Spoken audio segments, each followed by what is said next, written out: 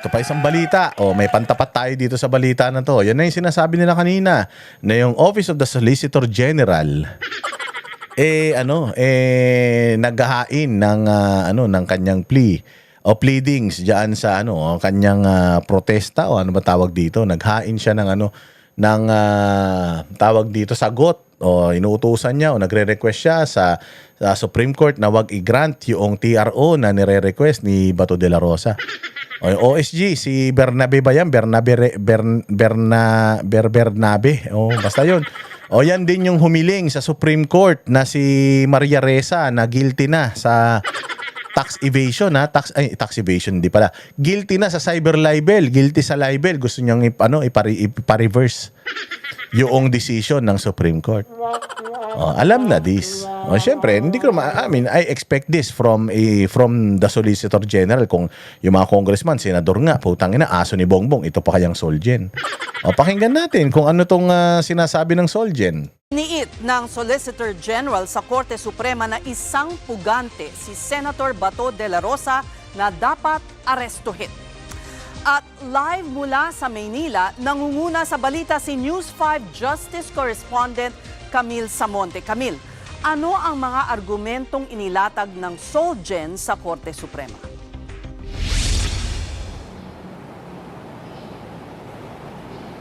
Ses, iginiit ng Office of the Solicitor General o OSG na walang sapat na legal na basehan para pagbigyan ng hiling na Temporary Restraining Order o TRO ng kampo ni Senator Ronald Bato de la Rosa. Paliwanag ng OSG, maaaring ipatupad ang ICC warrant kay de la Rosa sa pamamagitan ng Executive Department. Alinsunod yan sa Republic Act 9851 o yung Philippine Act on Crimes Against International Humanitarian Law, Genocide and... So, ibig sabihin, kung ang sinasabi dito ni Solgen, pwedeng enforce ng Executive Department, si Bongbong Marcos yun, na hulihin si Bato de la Rosa, ibig sabihin, tarantado talaga si Bongbong. Gago talaga, sinungaling talaga. Di ba? Sabi niya, walang aresto na magaganap. Walang ganitong magaganap, wala siyang utos. Tapos, itong kanyang aso na si Solgen, sinasabi na hindi, kailangan wag niyong issue ang TRO dahil nakalagay dito. Through the Executive Department can legally enforce the ICC warrant against Senator De La Rosa pursuant to Republic Act 9851. Yan na naman. 9851. Sinasabi ni Bongbong, hindi niya pinapa-aresto, pero yung Solgen sinasabi na pwedeng ipa-aresto ng Estado. Kung sinasabi na nga ni Bongbong na hindi dapat i-arestohin, tapos ba't nyo pinapa-aresto pa rin?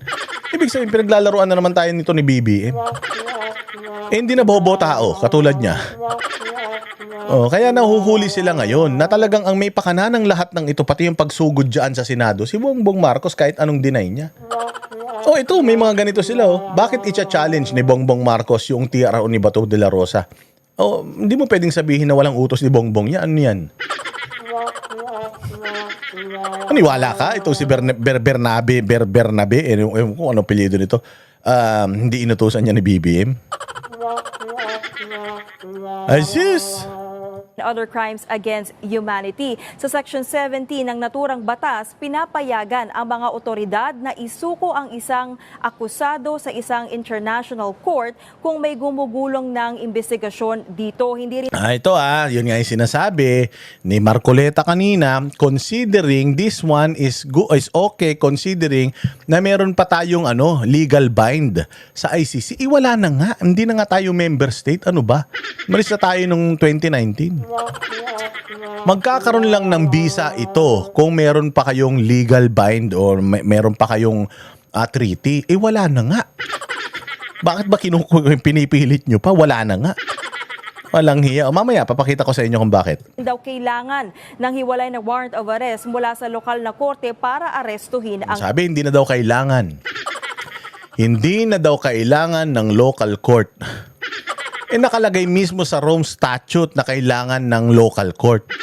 Pero sa kanila hindi, anak ng tinapay. Sinusunod nila yung Rome Statute, sinusunod nila yung ICC. Pero yung Rome Statute na nakalagay doon na kailangan dumaan sa local court, di nila sinusunod. Oh, tanginan yan.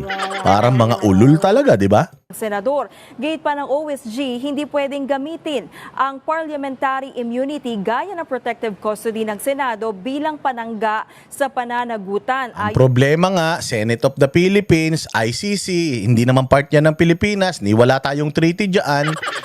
Hindi talaga papayag ang Senado and at kahit na hindi pasok ang crime against humanity dun sa parliamentary immunity, dapat hawakan ng Senate yan as nila yung under custody nila yan. Or protective custody. Kasi nga gusto siyang kidnapin ng ibang lahi, ang matindi nun. Nakikipag-collab yung ibang bansa sa mga taga-gobyerno natin. Sarili mong kababayan, papatapon mo. Gano'n ka kasatanas niyan. Ko nga sa inyo, to si BBM, sabi ko lalagpas to sa impyerno Di ba may impyerno? Lalagpas pa siya dun sa sobrang sama niya. Oo, lalagpas siya. Nandun talaga may annex. Gumawa talaga ng panibagong impyerno para sa sobrang samang tao Kasama dyan si Romualdez, si Abante, si Bongbong, si Akop nandun na Mag-isa nga lang siya dun. Oo, mag-isa pa lang siya. Kasama niya na pala si Enrile. Si Enrile daw yung ngayon, mayores dun Yung pa sa OSG, hindi dapat makinabang sa anumang judicial relief o tulong mula sa hukuman si De La Rosa dahil isa siyang pugante. Sa huli, hinaling ng OSG na tuluyang ibasura ang mosyon ng senador na pigilan ang ito yung sinasabi niyo sa Supreme Court. Iniinsulto niyo yung Supreme Court Parang sinasabi ninyo na walang silbi ang mga korte sa Pilipinas. Mantakin mo, ako Supreme Court, may silbi kami. Sinasabi niyo ba na mas makapangyarihan sa amin yung ICC?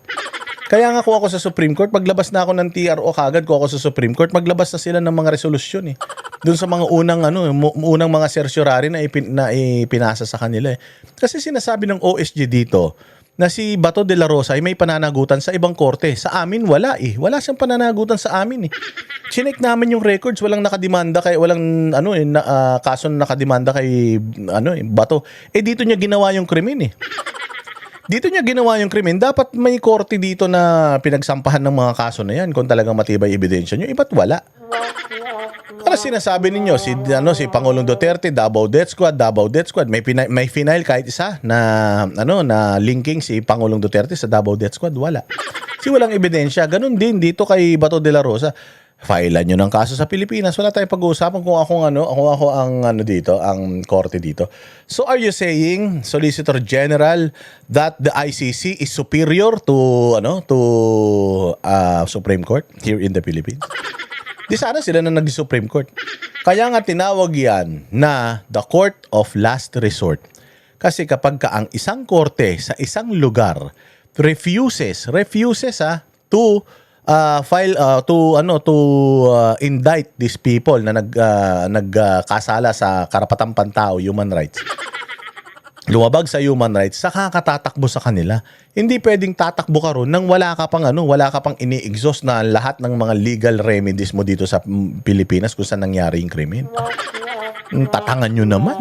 Aresto ng ICC sa kanya. Kung babalikan natin, bago magkagulo sa Senado ay iniutos ng Korte Suprema sa OSG at sa kampo ni De La Rosa na magsumite ng komento tungkol nga dito sa TRO petition. Samantala, Camille, nakapagsumiti na rin ba ng komento sa Korte Suprema ang kampo naman ni Senator Bato? Sa ngayon, wala pa tayong kumpirmasyon. Bobo ka, wala ang kumpirmasyon. Ako nga may kumpirmasyon, ikaw wala. Kabobo naman itong media na to. Oo, sumagot na si Torion. Kailangan pa ng ilang araw, 3 days bago siya sumagot. Sumagot na siya ngayon. Ganyan kabilis ang kampo ni Attorney Torion. Sa Korte Suprema kung nakapagsumite na nga itong kampo ni Senator Bato bilang reply o sagot doon sa naging komento ng OSG. Pero sa panayam kanina sa Good Morning Kapatid, iginiit ni Torion na hindi maituturing na pugante ang kanyang kliyente. Ganyan din ang pananaw ng isa pa niyang abogado na si Attorney Jimmy Bondoc. Narito ang kanilang mga pahayag. Ayaw nilang idaan sa korte. Bakit? Bakit nila gustong short circuit yung korte? Dahil mas mabilis. Yan ang hinahanap nila, yung bilis. kaya wag po tayong madadapa sa bilis na ito. Idaan nila ito sa ating local courts. Respetuhin natin yung karapatang pangtao ni Senator Bato de la Rosa. Hindi po siya pugante. Camille, kailan naman inaasahang maglalabas ng desisyon ang Korte Suprema sa TRO petition ni Senator Bato? Hindi nga niya alam kung sumagot na si Torion eh. Malalaman niya pa kung kailan maglalabas yung Supreme Court. Tingnan nga natin ang sagot nitong ali na to. Says posibleng magsagawa muli ng special en banc session itong mga mahisrado at para nga matalakay itong isinumiting komento ng OSG at kung magpasa na rin ng reply o sagot itong kampo ni Senator Bato kasi by Tuesday, Martes nga, yung deadline na ibinigay ng Korte Suprema para sa kampo ni Senator Bato. At pagkatapos niyan, ay posible na rin na magbaba ng desisyon ng Korte kung pagbibigyan o hindi ang hiling na TRO ng Senador. Samantala, hiningan din natin ng opinion says ang isang legal expert. Ayon kay Attorney Romulo Macalintal, posibleng ideklarang moot and academic o wala ng saysay ang petisyon ni Senator Bato dahil tumakas na siya palabas ng Senado. Nakabase raw kasi ang TRO petition sa banta ng pag-aresto kay De La Rosa habang nasa protective custody siya ng Senado. Yan muna ang latest. Di ba? Yan ang panatero, walang inuurungan. Pag tama pala